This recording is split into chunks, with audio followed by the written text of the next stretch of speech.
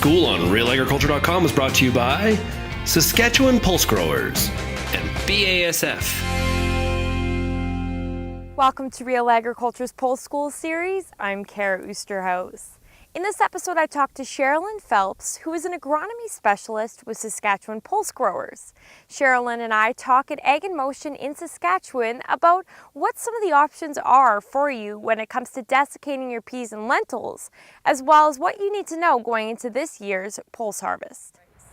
Well, when it comes to harvest management, it all really depends on the field and the conditions. So there's kind of two things to consider. One is the evenness of the field itself. So if it emerged well and all the plants are looking very similar in terms of stages of development, that's one thing. If you're considering just letting the crop dry down on its own, is that it should be fairly even in order for that to happen.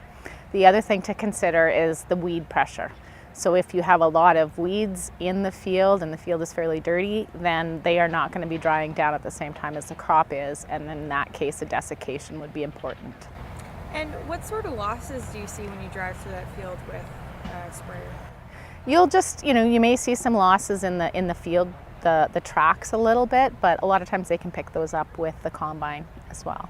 Okay, so what would be, I guess besides moisture, what would be the benefits of desiccating versus just waiting? The benefits of desiccating is that you're drying down all the crop material to an even moisture content. So it's all drying down so that it can be dry fairly quickly. If you're leaving it and just letting Mother Nature take its course, you need good drying conditions, and you need the crop to be all at the same stage so that it's all drying down at the same rate and to the same level. If you have varying maturity in there or crops at different stages, say some areas came up later or just are growing differently, staying green, then you're going to have patches in the field where they're still green, and you're going to have patches in the field where it's ready to combine, so that it makes harvest difficult.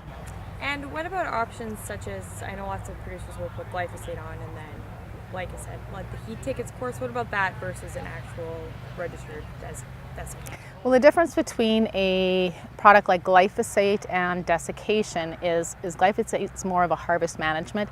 It's more for managing the weed control. So if you have things like Canada thistle or other perennials in there, at harvest time, when those crops are starting to bolt and hitting the reproductive phases, when you're applying the glyphosate, it's being taken down into the roots, so you're getting some perennial weed control. So the advantage to using the glyphosate is in areas where you have more weeds and more perennial weeds particularly.